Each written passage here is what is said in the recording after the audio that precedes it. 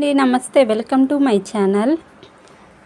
ధనలక్ష్మి యోగం కలగాలనుకునేవారు, అధికంగా డబ్బు ఖర్చు పెట్టేవారు, ఇంట్లో ఎంత కష్టపడి సంపాదించినా డబ్బు నిలకడగా ఉండట్లేదు అనుకునేవారు, ఎంత కష్టపడి సంపాదించిన డబ్బుని మేము దాచుకోలేకపోతున్నాము, ఎలానో ఖర్చు అయిపోతుంది, మాకు అర్థం కావట్లేదు అనుకునే వారికి ఈ వీడియో ఖచ్చితంగా ఉపయోగపడుతుంది. వీడియో ఎక్కడ స్కిప్ చేయకుండా లాస్ట్ వరకు చూడండి. అప్పుడే మేము చెప్పేది మీకు పూర్తిగా అర్థమవుతుంది. చాలామందికి తెలియని విషయం ఏంటంటే, పగిలిన అద్దాలు ఇంట్లో ఉంచుకుంటారు. పగిలిన అద్దాలు కానీ, లేకుంటే పగిలిన గ్లాసెస్ కానీ, పగిలిన ప్లేట్స్ కానీ, ఏవైనా సరే పగిలిన వస్తువులు ఇంట్లో ఉంచుకోకూడదు. ఎక్కువగా అవి ఇంట్లో ఉంచుకోవడం వల్ల ఏం జరుగుతుందంటే, దరిద్ర లక్ష్మి అనేది ఇంట్లో తిష్ట వేసుకొని కూర్చొని ఉంటుంది. సో అందువల్ల అలాంటి వస్తువులు ఏమైనా ఉంటే ఇంట్లో నుంచి అర్జెంటుగా బయట తీసి పడేసేయండి. బయట తీసి పడేయడం వల్ల చాలా ఉపయోగాలు ఉన్నాయి. అంటే దరిద్ర లక్ష్మి సగం బయటికి వెళ్ళిపోయినట్టే. మన ఇంట్లో ఎవరింట్లో అయినా సరే ధనలక్ష్మి రావాలంటే దరిద్ర లక్ష్మి ఉండకూడదు. దరిద్ర లక్ష్మి, ధనలక్ష్మి అక్క చెల్లెళ్ళే, కానీ వాళ్ళిద్దరికీ ఒక్క చోట కాస్త కూడా పడదు. అందుకని చెప్పేసి ఏం చేస్తారు అంటే, పగిలిన వస్తువులు ఏవైనా మీ ఇంట్లో ఉంటే వాటిని ఏ డస్ట్బిన్లోనో లేకుంటే బయట పడేయడమో ఏదో ఒకటి చెయ్యండి. లేదంటే చాలా ఇబ్బందులు పడాల్సి ఉంటుంది. ఇంకా రెండోది ఏంటంటే, మీ ఇంట్లో మీరు పూజ చేసుకునేటప్పుడు ఏదైనా సరే లక్ష్మీదేవి పటానికి మాత్రం ఖచ్చితంగా ప్రతి ఒక్క ఇంట్లో లక్ష్మీదేవి పటం అనేది ఉంటుంది. కొంతమంది ఇళ్లల్లో లేని వాళ్ళు కూడా ఉంటారు. అలాంటి వాళ్ళు ఎవరైనా ఈ వీడియో చూస్తుంటే లక్ష్మీదేవి పటం కొనుక్కోండి. లేకుంటే కుబేర లక్ష్మి కలిసి ఉండే పటానైనా తీసుకోండి, ప్రాబ్లం లేదు. ఏ పటమైనా ఇబ్బందే లేదు. తీసుకున్న తర్వాత ఏం చేస్తారంటే, మీరు మీ దేవుడి గదిలో ఫస్ట్ ప్లేస్లో పెట్టాలి. ఫస్ట్ ప్లేస్లో అంటే మీరు దీపం పెట్టి ఎదురుగుండే ప్లేస్. అంటే మీరు రోజు ఏ దేవుడి పటం ముందు దీపం పెడతారు, వెలిగిస్తారు అంటే అన్ని దేవుడి పటాలు ఉంటాయి, కాదని లేదు. కాకుంటే ఎదురుగా ఉండాలన్నమాట లక్ష్మీదేవి పటం అనేది. ప్రతి ఒక్కరికి డబ్బు అనేది అవసరం ఈ రోజుల్లో. డబ్బు లేకుండా ఎవ్వరము బ్రతకలేము. సో అందుకని చెప్పేసి ఏం చేస్తారంటే, లక్ష్మీదేవి పటం ఎదురుగానే దీపం పెట్టుకునేటట్టు చూసుకోండి. అలా చూసుకున్న తర్వాత మీరు దీపాన్ని ఎలా వెలిగిస్తారంటే, ఎప్పుడూ కూడా ప్రతి ఒక్క ఇంట్లో కూడా దీపం ఒక్కటే వెలిగిస్తారు. 1 లేదా 3, 2, 4, 5 అంటే వాళ్ళకి నచ్చినన్ని దీపాలు వెలిగించుకుంటారు. మ్యాక్సిమము ఒక్క దీపమే వెలిగిస్తారు ఎవరింట్లోనైనా. కానీ ఎట్టి పరిస్థితుల్లోనైనా సరే ఒక్క దీపానైతే వెలిగించకూడదు. గుర్తుపెట్టుకోండి. ఎప్పుడు కూడా ఏ ఇంట్లో అయినా సరే 2 దీపాలు వెలిగించాలి, ఒక్క దీపాన్ని వెలిగించకూడదు. అంటే 2 దీపాలు వెలిగించడం వల్ల ఏంటి ఉపయోగం అనుకోవచ్చు మీరు.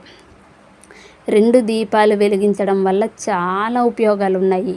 అంటే 2 దీపాలు వెలిగించడం వల్ల ధనలక్ష్మిని మనం ఆహ్వానించినట్టు అనమాట. సో అందుకని చెప్పేసి 2 దీపాలు వెలిగించాలి. చాలామంది ఉద్దెత్తులు కాలుస్తుంటారు. 4 వేసి, 5 వేసి, 6 వేసి, కానీ అలా ఎప్పుడూ కాల్చకూడదు. ఉద్దెత్తులు కాల్చేటప్పుడు కూడాను 2 కాల్చాలి. బాగా గుర్తుపెట్టుకోండి. ఇంకో విషయం ఏంటంటే, దేవుడు పటాలు ఎప్పుడు కూడా పగిలినవి ఉండకూడదు ఇంట్లో. పగిలిన దేవుడు పటం, అది ఏ దేవుడిదైనా కానీ, శివుడిదైనా కానీ, లేకుంటే వినాయకుడిదైనా కానీ, లక్ష్మీదైనా కానీ, ఇంకెవరిదైనా కానీ, పగిలిన దేవుడు పటాలని ఎక్కువ ఇంట్లో ఉండకూడదు. పగిలిన దేవుడు పటాలు ఎక్కువ ఇంట్లో ఉండడం వల్ల ఏం జరుగుతుందంటే, దరిద్ర లక్ష్మి ఇంట్లో తిష్ట వేసుకుని కూర్చుంటుంది. దరిద్ర లక్ష్మి ఇంట్లో తిష్ట వేసుకుని కూర్చుంటుందని మన శాస్త్రాలు చెప్తున్నాయి. అందుకని చెప్పేసి మీ ఇంట్లో ఏవైనా పగిలిన అదే దేవుడు పటాలు ఏవైనా సరే, ఏ దేవుడు పటమైనా కానీ పగిలిన పటాలు ఒకవేళ ఉంటే మీరు వాటిని అర్జెంటుగా తీసి బయటపడేయడం చాలా మంచిది. బయటపడేయడం అంటే ఎవరు తొక్కే ప్రదేశంలో కాదు, మళ్ళీ ఎవరు తొక్కని ప్రదేశంలో పడేయండి. లేకుంటే అన్నిటికన్నా మంచిది ఏంటంటే నీళ్ళల్లో వదిలేయడం మంచిది. నీళ్ళల్లో వదిలేయడం వల్ల చాలా మంచిది. అంటే పారే నదుల దగ్గరలో ఉన్న వాళ్ళు ఎవరైనా ఉన్నారనుకోండి, వాళ్ళు నీళ్ళల్లో వదిలేయండి, ఏం ప్రాబ్లం ఏం లేదు. లేకుంటే బయట ఎక్కడైనా చెట్టు దగ్గర కానీ అట్లా కానీ పడేసి వచ్చేయండి. పడేసి అంటే ఎట్లా పడితే అలా పడేయడం కదా, అక్కడ పెట్టేసి వచ్చేయండి. సో అలా చేయడం వల్ల కూడా దరిద్ర లక్ష్మి ఇంట్లో నుంచి బయటికి వెళ్ళిపోతుంది. దరిద్ర లక్ష్మి ఇంట్లో నుంచి బయటికి వెళ్తేనే కదా ధనలక్ష్మి అనేది ఇంట్లోకి రావడానికి అవకాశం అనేది ఉంటుంది. అది ఇంకో విషయం ఏంటంటే, ఆగిపోయిన వాచీలు కానీ ఆగిపోయిన గడియారాలు కానీ ఇంట్లో ఎట్టి పరిస్థితుల్లో కూడా ఉండకూడదు. అవి ఉండడం వల్ల మన వస్తువు అయిందనుకో, టైం బ్యాడ్ అనేది మనకి నడుస్తుంటుంది అప్పుడు. సో అందువల్ల మన దగ్గర మీరు పెట్టుకునే వాచ్ కానీ లేకుంటే మీ ఇంట్లో ఉండే గడియారం కానీ ఇంకేదైనా కానీ మీ ఇంట్లో ఆగిపోయింది ఉండకూడదు. అది కంటిన్యూగా అంటే నడిచేదే ఉండాలి.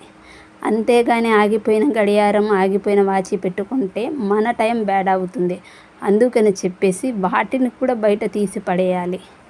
వాటిని కూడా బయట తీసి పడేయడం వల్ల దరిద్ర లక్ష్మి అనేది బయటికి వెళ్తుంది అని శాస్త్రాలు చెప్తున్నాయి. సో శాస్త్రాలు చెప్పాయి అంటే ఖచ్చితంగా నిజమే అయి ఉంటుంది కదా. ఒకసారి ట్రై చేయండి, ట్రై చేయడం తప్పేం లేదు కదా. అలా చేయడం వల్ల మంచి జరుగుతుందంటే చేయొచ్చు, తప్పేం లేదు కదా. ఒకసారి ట్రై చేయండి.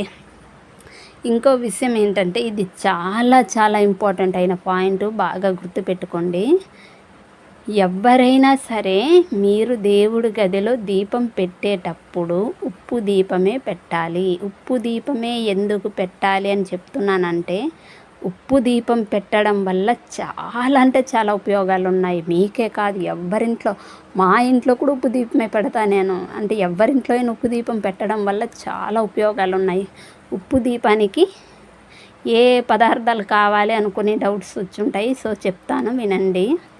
ఫస్టుగా ఉప్పు దీపానికి 2 ప్రమిదలు కావాలి. అంటే ఒక ప్రమిద అండ్ ఒక మట్టి పాత్ర, గిన్నెలాగా ఉంటుంది కదా మట్టి పాత్ర. సో అది ఒకటి ఉండాలి.